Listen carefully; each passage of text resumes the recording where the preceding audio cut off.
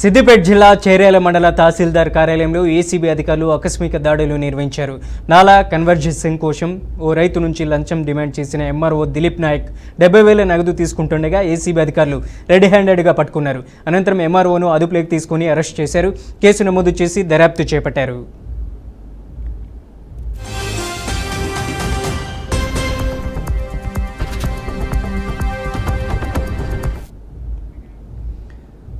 దశాబ్దాలుగా తిష్ట వేసిన విద్యార్థుల సమస్యలు పరిష్కరించాలంటూ ఎస్ఎఫ్ఐ ఆధ్వర్యంలో కలెక్టరేట్ కార్యాలయం ముట్టడించారు.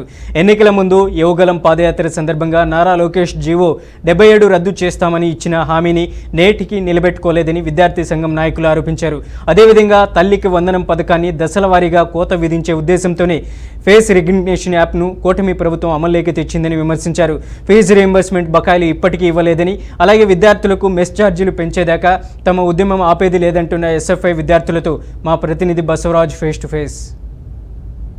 దశాబ్దాలుగా విద్యార్థుల సమస్యలు తిష్ట వేశాయి. ఏ ప్రభుత్వాలు వచ్చినా కూడా పరిష్కరించడం లేదని, మరి ఈ క్రమంలో ఫీజు రీయింబర్స్మెంట్ కావచ్చు, లేదా విద్యార్థుల మెస్ ఛార్జీలు కావచ్చు, ఎఫ్ఆర్ఎస్ రద్దు విషయం కావచ్చు, లేదా జీవో నంబర్ 77 రద్దు చేయాలని ఒక డిమాండ్ నేపథ్యంలో ఎస్ఎఫ్ఐ విద్యార్థి సంఘాల ఆధ్వర్యంలో ఈరోజు కలెక్టరేట్ ముట్టడించాడు. ప్రస్తుతం కొందరు ఎస్ఎఫ్ఐ విద్యార్థులు మన వద్ద ఉన్నారు. ఇంతకీ విద్యార్థులు ఎదుర్కొంటున్న సమస్యలు ఏంటి తెలుసుకునే ప్రయత్నం చేద్దాం. చెప్పండి, విద్యార్థులు ఏ రకమైన సమస్యలు ఎదుర్కొంటున్నారు?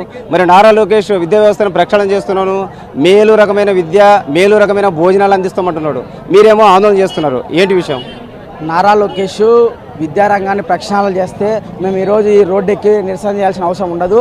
ఆయన ప్రక్షాళన చేయలేదు కాబట్టి ఈరోజు మేము నిరసన కార్యక్రమం చేస్తూ ఉన్నామని తెలియజేస్తూ, పెండింగ్లో ఉన్న ప్రధాన సమస్యలు, పెండింగ్లో ఉన్న ఫీజు రింబర్స్మెంట్ బకాయిలు విడుదల చేయకపోవడం వల్ల యూనివర్సిటీల్లో కానీ, లేదా డిగ్రీ కాలేజీల్లో కానీ, లేదా ఇంజనీరింగ్ కాలేజీల్లో కానీ సర్టిఫికేట్లు తీసుకోవడానికి వెళ్తే మీరు ఫీజు రింబర్స్మెంట్ బకాయిలు మీ పెండింగ్లో ఉన్నాయి, మీరు ఫీజులు కడితేనే మీ సర్టిఫికేట్లు ఇస్తామని చెప్తా ఉన్నారు. దీనికి ప్రధానంగా మనం సిగ్గుపడాల్సిన అంశం ఏంటంటే, ప్రభుత్వ డిగ్రీ కాలేజీలు, ఇంజనీరింగ్ కాలేజీలు, యూనివర్సిటీల్లోనే ప్రధానంగా డబ్బులు డిమాండ్ చేస్తూ ఉన్నారు. అది మరి నారా లోకేష్కి సిగ్గుపడాల్సిన విషయమే అని చెప్పేసి కూడా మేము భావిస్తాం. మరి అదేవిధంగా ఈ ఫీజు రింబర్స్మెంట్ కానీ, తల్లికి వందనం కానీ ఇవన్నీ కోతలు విధిస్తున్నారు. ఇప్పుడు మరీ కాస్త ఒక స్టెప్ ముందుకేసి ఎఫ్ఆర్ఎస్ విధానాన్ని తీసుకొచ్చి, అది టెక్నికల్ విధానం, టెక్నికల్గా కొన్ని చోట్ల ఒక్కొక్కసారి ఆ సర్వర్ పనిచేయకపోతే పిల్లవాడు హాజరైనా కూడా గైర్హాజరుగా చూపించే పరిస్థితి ఉంటుంది. అప్పుడు ఈ విధానాలన్నింటినీ, వాళ్ళ సంక్షేమ పథకాలన్నింటినీ విద్యార్థులకు కట్ చేసుకోవచ్చు అనే విధానంతోనే ఇప్పుడు ఎఫ్ఆర్ఎస్ విధానం తీసుకొస్తున్నారు. కాబట్టి దాన్ని కూడా రద్దు చేయాలి. యువగలం పాదయాత్రలో మంచి మాటలు చెప్పాడు, కానీ విద్యార్థులకు మాత్రం చెడు మాటలు చెప్పి విద్యార్థులను మోసం చేసే పరిస్థితి ఉంది. ప్రధానంగా జీవో నంబర్ 77 రద్దు చేసి యూనివర్సిటీలో చదువుతున్న విద్యార్థులందరికీ ఫీజు రింబర్స్మెంట్ వర్తింపజేస్తా ఉన్నాడు. ఏది ఎక్కడ వర్తింపజేసావు, ఎక్కడ చూపించు అని చెప్పేసి మేము ఈ రకంగా డిమాండ్ చేస్తాను. జీవో నంబర్ 77 అమలు అయితే విద్యార్థులకు ఎలాంటి నష్టాలు ఉంటాయి?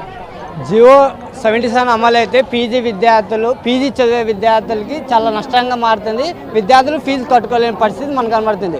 ఎందుకంటే జీవో నంబర్ 77 వల్ల అనేక ఇబ్బందులు వస్తాయని చెప్పేసి నారా లోకేష్ గారు యువగలం పాదయాత్ర చేసేస్తున్నాగా ఆయన హామీ ఇచ్చాడు. జీవో నంబర్ 77 వల్ల పేద విద్యార్థులు ఇబ్బంది పడుతున్నారు, మేము మా ప్రభుత్వ అధికారం కోసం మేము రద్దు చేస్తామని చెప్పేసి చెప్పాడు.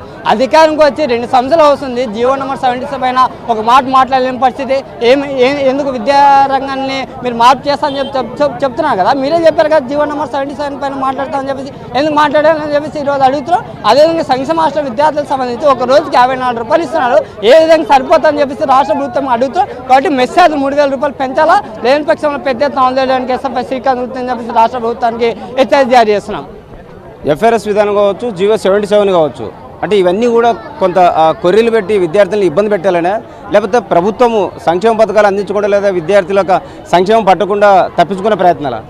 ఈరోజు రాష్ట్రంలో కూటమి ప్రభుత్వం విధానం ఎలా ఉందంటే, కేవలం ఏ సమస్య మీదైనా లేదంటే విద్యార్థులకి అది చేస్తున్నాం ఇది చేస్తున్నామని ఒక పెద్ద ఎత్తున పేపర్ ప్రకటన మాత్రం బాగా జరుగుతుంది. కానీ పేపర్ ప్రకటన పరిమితం అవుతున్నారు. కానీ లెక్కల దాకా వచ్చే లోపల అయ్యో మా దగ్గర ఇది లేదు, అది అన్ని ఉద్యోగాలు చేస్తున్నాం, ఇది చేస్తున్నాం, మేము అన్ని సంక్షేమ పథకాలు అమలు చేస్తున్నాం అని చెప్పేసి ఒకవైపు చెప్తా ఉన్నారు. కానీ ఈరోజు ప్రధానంగా ఎన్నికల హామీలో భాగంగా వాళ్ళు ఇచ్చినటువంటి విధానం ఏంటి, తల్లికి వందనం ప్రతి ఒక్క విద్యార్థికి, అంటే ఇంట్లో అంతమంది అయితే అంతమంది విద్యార్థులకు ఇస్తామన్నారు.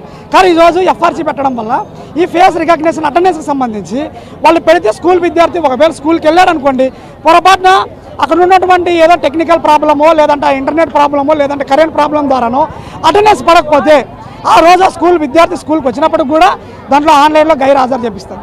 మరి భవిష్యత్తులో ఈ కూటమి ప్రభుత్వం ఆ రకంగా గైర్హాజరైన విద్యార్థులు కూడా మేము అమ్మఒడి ఇస్తాం, అని చెప్పేసి ఎక్కడైనా మాట్లాడితే తల్లికి వందనం ఇస్తామని చెప్తే మేము రెడీ, మేము కూడా ఒప్పుకుంటే యాక్సెప్ట్ చేస్తాం. కానీ ఆ రకంగా చెప్పుకోకుండా ఈరోజు ఫీజు రిమర్స్మెంట్ ఎగ్గొట్టడానికి, అలాగే తల్లికి వందనం ఎగ్గొట్టడానికి ఈరోజు కూటమి ప్రభుత్వం ఈ నిజంగా ఎఫ్ఆర్సీని తీసుకొచ్చే ప్రయత్నం చేస్తూ ఉంది. ఈ ప్రయత్నాన్ని ఎస్ఎఫ్ఐ తీవ్రంగా వ్యతిరేకిస్తూ ఉంది. అలాగే నారా లోకేష్ గారు పాదయాత్రలో చెప్పారు, ఏం చెప్పారు, 77 జీవో నెంబరు ఉన్నత విద్య సంబంధించి అనేకమైన విద్యార్థులు ఇబ్బందులు పడుతూ ఉన్నారు, మేము అధికారంలోకి రాగానే ఫస్ట్ రద్దు చేసేది ఏదైనా ఉందంటే 77 జీవో నెంబర్ అని చెప్పాడు.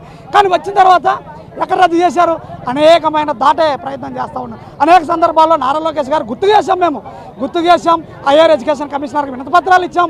కానీ ఎక్కడ కూడా వేసిన గొంగలంటే అక్కడే. అంటే ఎన్నికల్లో లబ్ధి పొందడం కోసం ఆ రోజు నీవు ఉన్నత విద్యకు సంబంధించినటువంటి విద్యార్థుల ఓట్ల కోసం మీరు హామీ ఇస్తారు, ఈరోజు గెలిచిన తర్వాత దాన్ని రద్దు చేయకోకుండా అలాగే కొనసాగించే ప్రయత్నం చేస్తూ ఉన్నారా? ఇది మంచి పద్ధతి కాదు అని చెప్పి చెప్తా ఉన్నాం.